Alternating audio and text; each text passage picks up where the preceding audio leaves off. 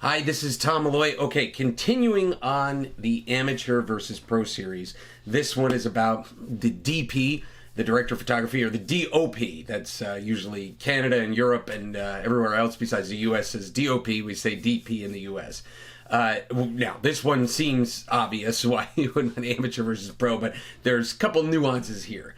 Obviously, you wouldn't want an amateur DP because your shots would be out of focus and they wouldn't look good, and that would bring down the overall feel and professionalism of a movie. But what I kind of want to dig deeper on is when you're talking about a DP for a film, there's almost like a gray area. Obviously, it's like somebody, I just got a camera, let's try something, versus someone that's an experienced DP. There's a lot in the middle there. And what I mean by a lot in the middle is that maybe somebody has a really nice camera. Maybe they have an Alexa Mini, but they've never really used it before. So one thing you can do is check out their reel. They might have had the money to get that camera or Blackmagic or something that's really, top end or something, but that doesn't mean necessarily they know how to light and set up a scene.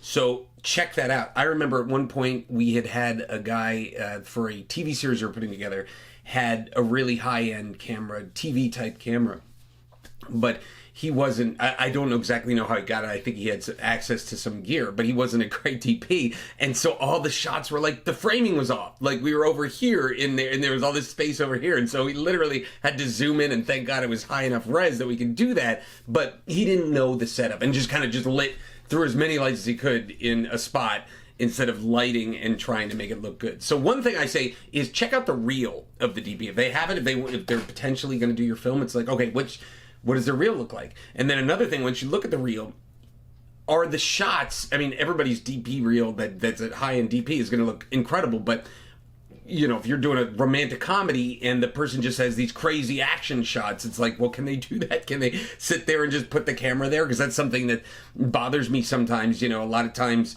a DP feels that they got to move the camera all over the place when, it may just take a simple shot to get what you want and maybe just a push in or something like that. But bottom line is, does their reel match what you're looking for? And if not, maybe do some tests. But I'd say the key to avoid there is, again, the gray areas of somebody that's like, yeah, no, I have a really high-end camera, I'll shoot something. It's like, well, what have they shot before?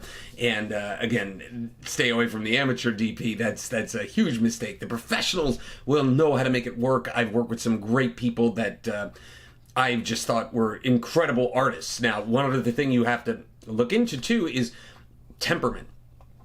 The DP, in many ways, sets the tone for a lot of the crew on set. They have their entire camera department, and if the DP is a pain in the butt, usually you're going to have other crew people that are a pain in the butt, but the DP kind of sets the tone, and I've worked with some great people that just were so even keel and knew what they wanted and were respected in that regard. So they kind of set the tone for the crew operations on set. And one last thing, especially when we're talking about independent film, is how quick can they set up? You can have the most incredible DP artist that's going to paint the scene with lights and all that, but it's like if they take 2 hours to set up a shot and you have to do 8 pages in a day, it's just not going to happen. It's not going to work out. So another thing is the speed and the efficiency. So you have to factor all that in. It's not just amateur versus pro. Again, you're going to work on that gray area, but ultimately you want what looks best and will work best for your film.